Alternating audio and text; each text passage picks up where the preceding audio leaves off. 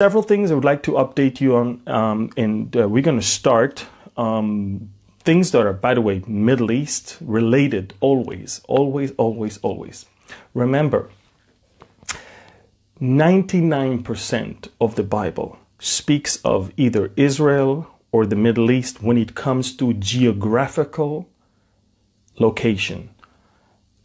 And I know that in the New Testament, we've got all the, travelings of Paul to the different churches, but that is doctrine.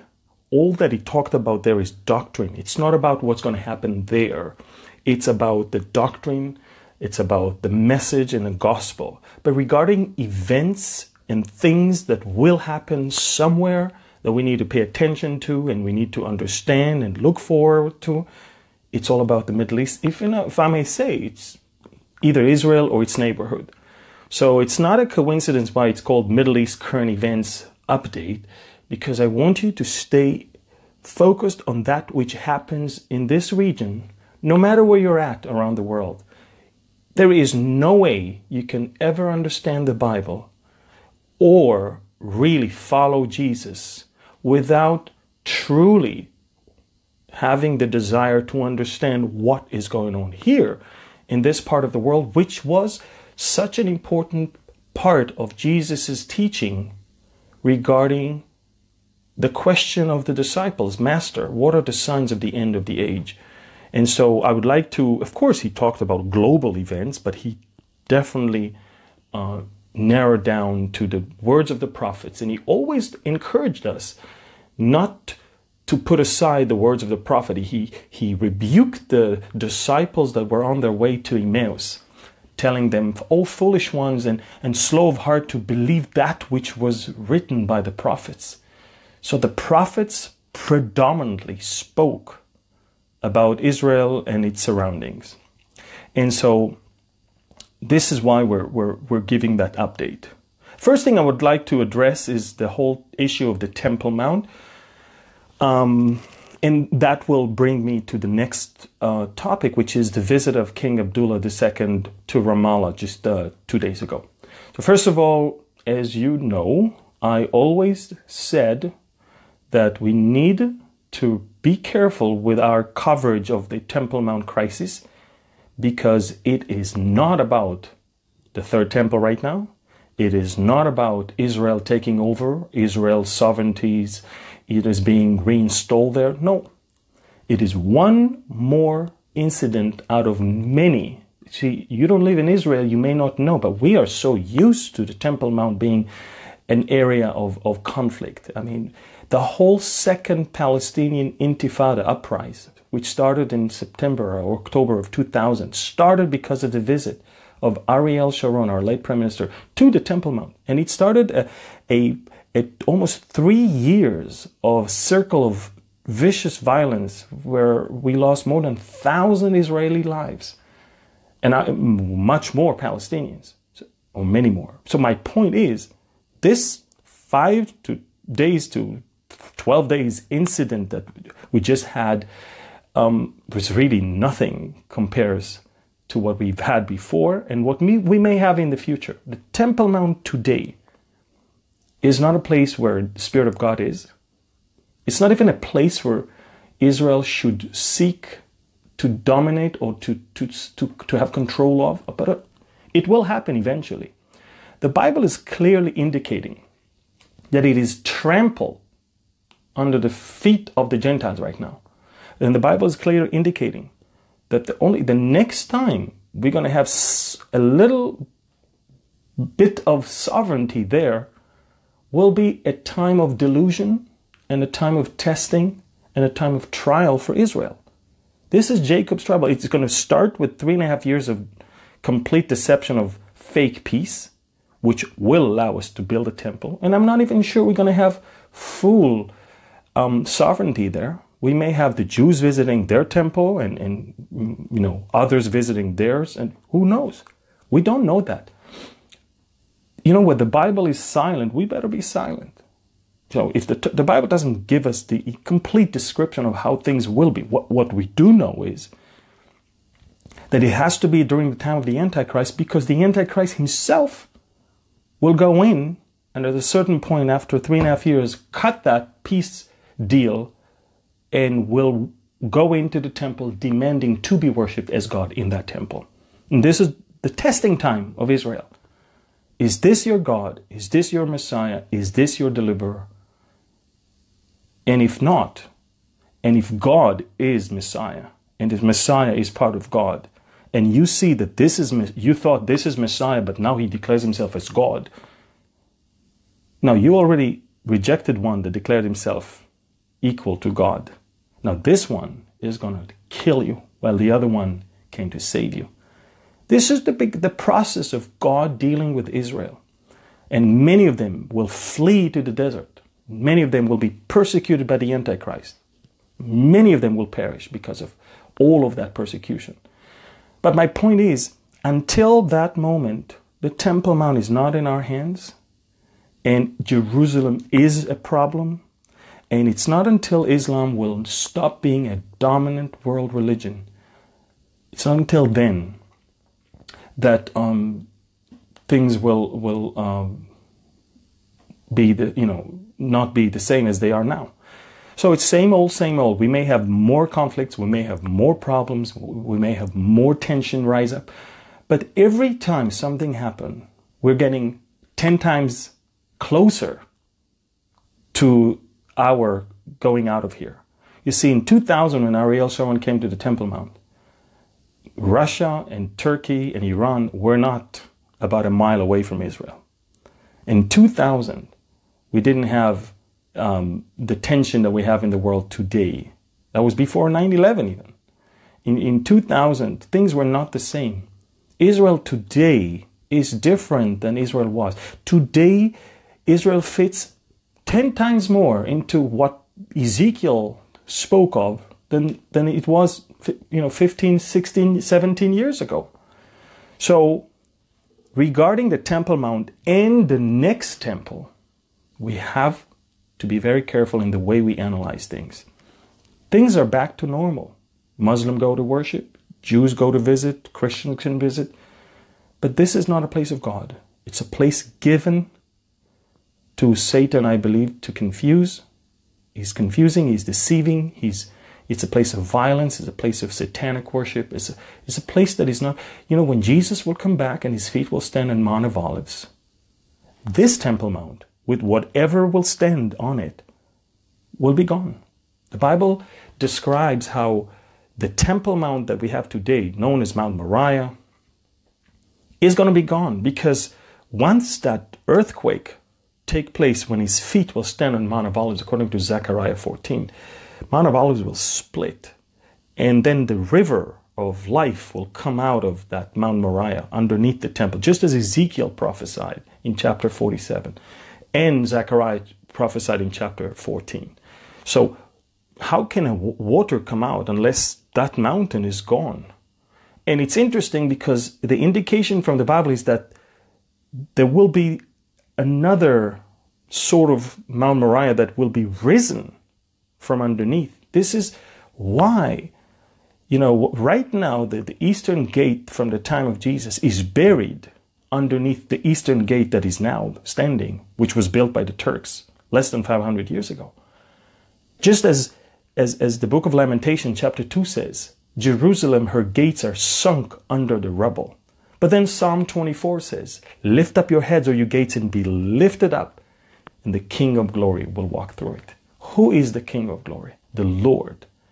So we can see that there will be a major shift, the tectonic shift over there in that area that will take away that which is standing today in the Temple Mount. I don't have to destroy the dome. It will have to be gone when that earthquake will take place. And the third temple, which from some strange reason Christians are excited about and even donate money to, the house of the Antichrist. Why would we want to take part of that thing or even support it? I'm not sure why, but anyway, so the temple, everything is back to normal. But there's only two figures in the Middle East that actually wish that the Temple Mount crisis will continue. And one of them is the Palestinian president who is so weak politically that thought, this is a great chance for me to divert the attention and all the criticism that is pointed at me towards Israel. There's nothing better than speaking against Israel and, of course, raising Jerusalem as the issue. But a lot of people are pretty surprised about King Abdullah II's visit to Ramallah just 2 days ago. All the headline says that following the Temple Mount crisis, Jordan's Abdullah visits Abbas in Ramallah. He came and they were all standing underneath a big picture of Jerusalem and the Al-Aqsa Mosque and everything. But it's interesting, why would these two, that on a normal basis are not the best friends, because Jordan is having peace with Israel and Jordan is a country that respects international law, or supposed to, and Jordan is friendly with Israel, and Palestinians are not, happy about it. But suddenly the Jordanian king felt the urge to go and speak to the Palestinian leader. And that has to do, with the fact that 70% of the Jordanians are Palestinians. And the second reason is something that most of you never heard of. And let me explain that. Well, you may not know, but on November 4th of last year, 2016, there was a convoy of 4 American SUVs, military SUVs, with American soldiers from the Amir Faisal base in southern Jordan. And we're talking about roughly 240 kilometers south of Amman. And they left the base, the military base there, which is, by the way, guarded by Jordanians. They opened their gate and they left like every day. This is a Jordanian air base. And secretly, there's several dozen of American soldiers over there, special forces known as the Green Berets. And these Green Berets are there to help the Jordanians in their fight against ISIS, as well as their preparation against any invasion that might come from the side of Iran or the Syrians backed by the Hezbollah. And it's interesting because the Jordanian soldiers knows the Green Beret soldiers. I mean, they're there every day. They leave in the morning, they come back in the evening. That day was not supposed to be a different day, but it was a different day because as they came back a few hours later, one of the Air Force soldiers, the Jordanian guard there, opened fire, literally chased after some of the soldiers and killed 3 American soldiers within the air base of the Jordanian military, where everybody knew the Americans. Now, when this is an incident that was reported very poorly in the media, immediately the Jordanians started with a whole cover-up story of, the Americans started, they opened fire first. Then they realized that the video got to the hands of the Americans, and they know that that's not the case.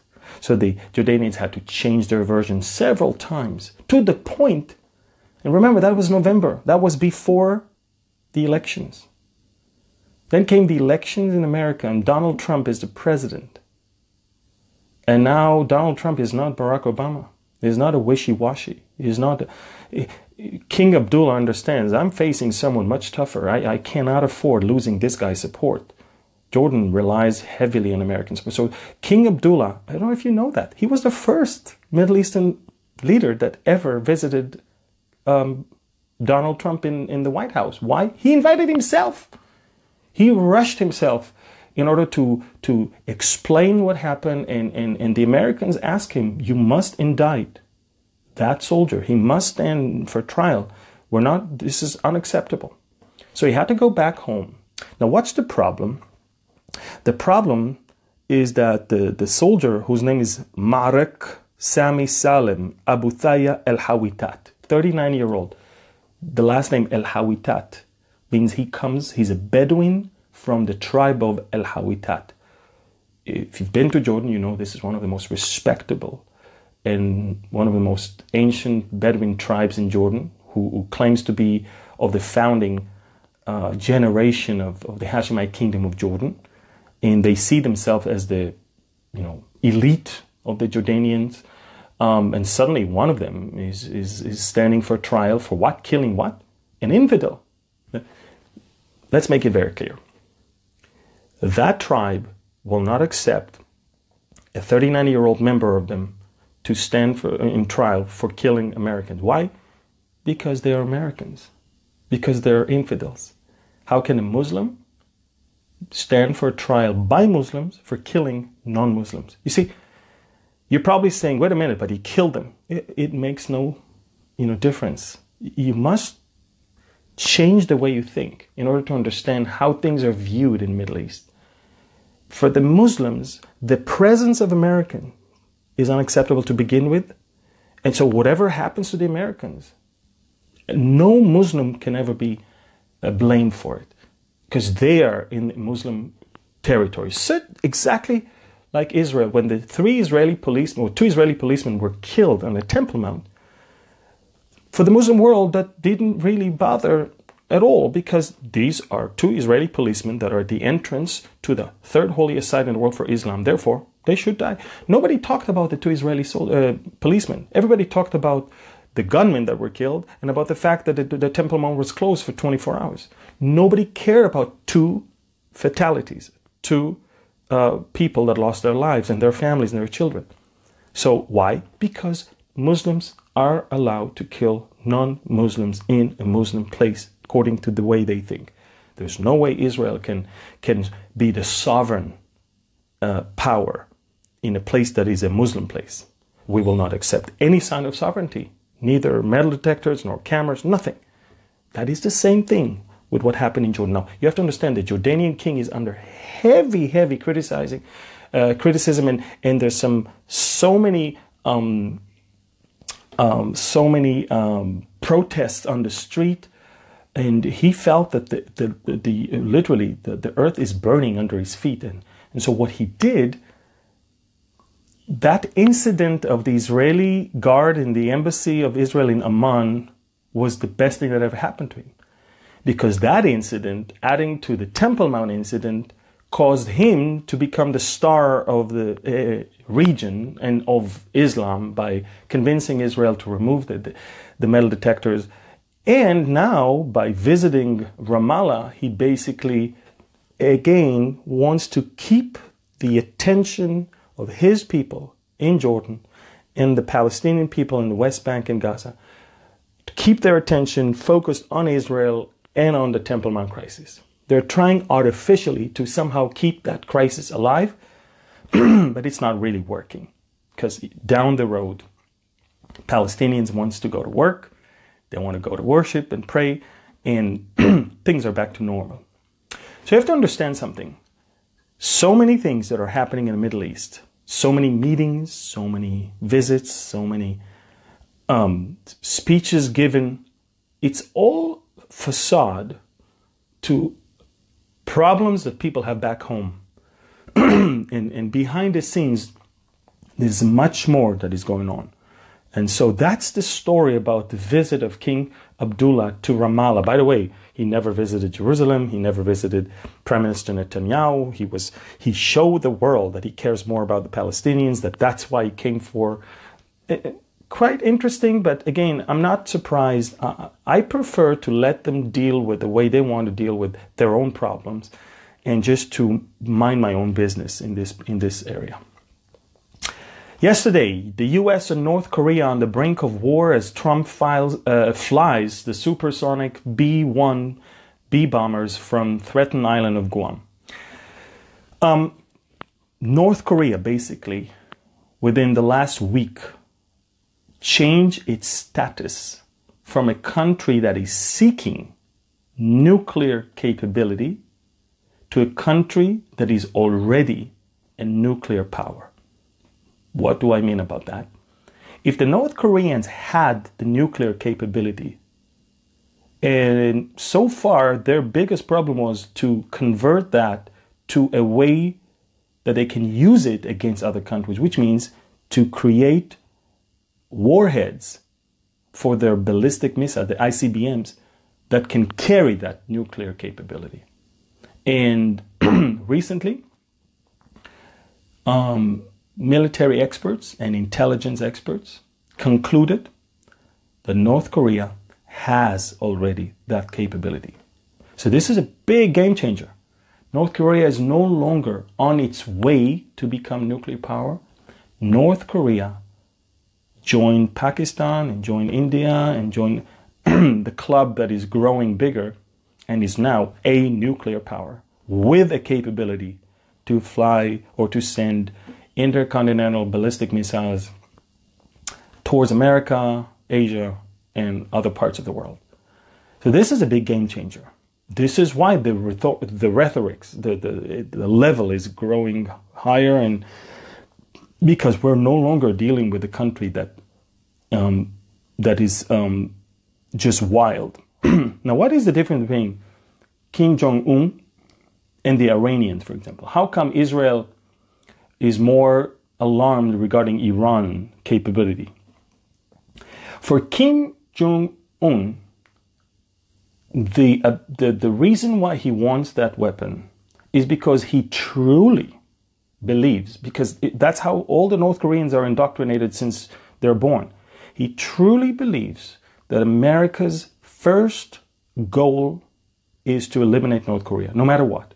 North Korea is the biggest enemy of America, and America will always want to destroy North Korea. So in his mind, this is my weapon to basically stop them from wanting to destroy me. So it's not a religious reason. It's not a calling from God to destroy America. It's literally just like a snake that once it feels threatened, it bites you. That's it. And so we're going to see what's going on. America, by the way, cannot attack right now. At this moment, America has too many things that are at risk. There's tens of thousands of Americans in South Korea which will have to be evacuated before any military action. America doesn't have also the enough power, and I'm talking about enough bombers and enough air power and air defense power in the region to withstand a massive North Korean attack of rockets and missiles. So either America will have to first evacuate its people and build up massive force there for a strike, or it's all going to be words, play of words, which more fits to what I call the rumors of wars and not wars.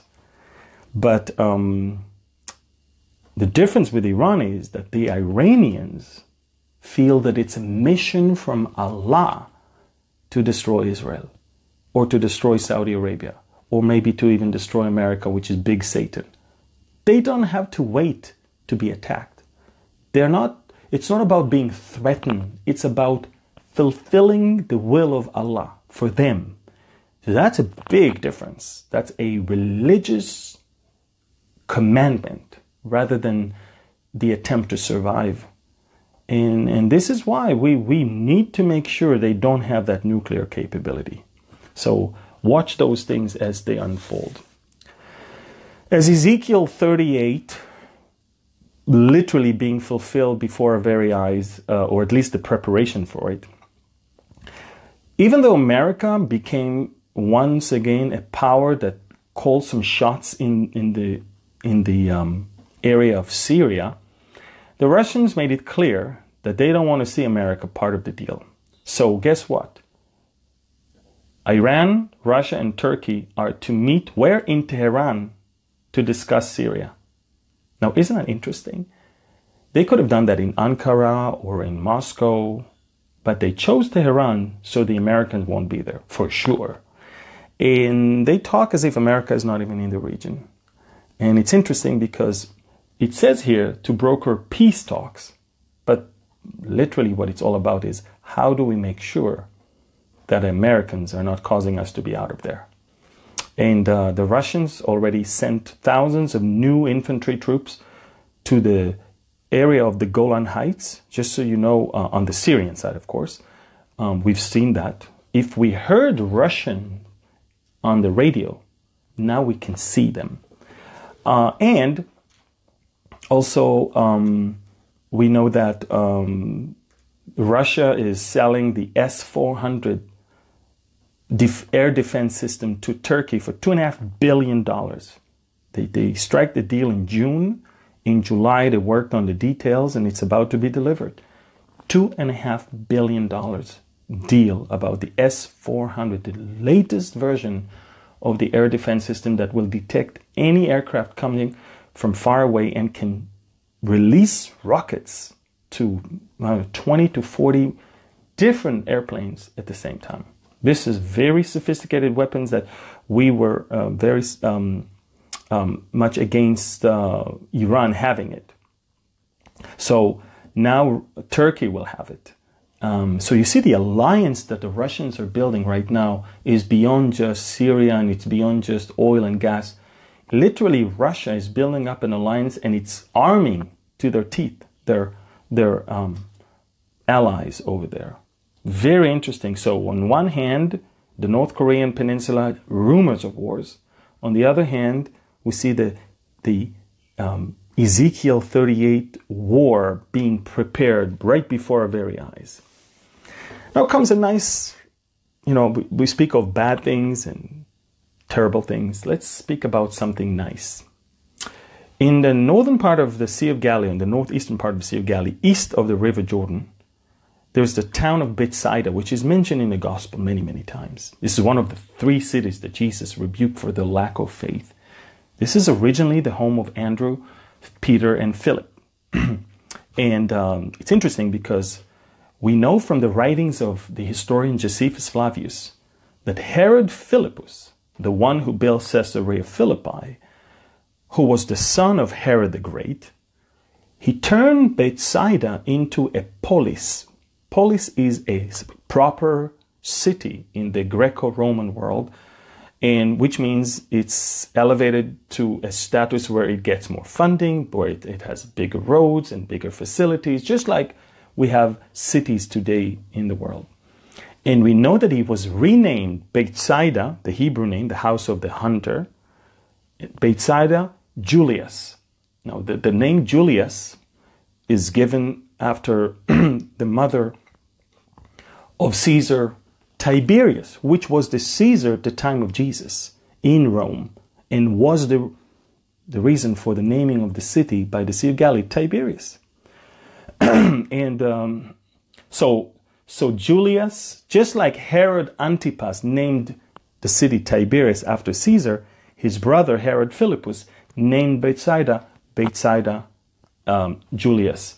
And it's very interesting why am I mentioning that? For so many years we found their stuff, but there was no immediate connection to the apostles and to the New Testament.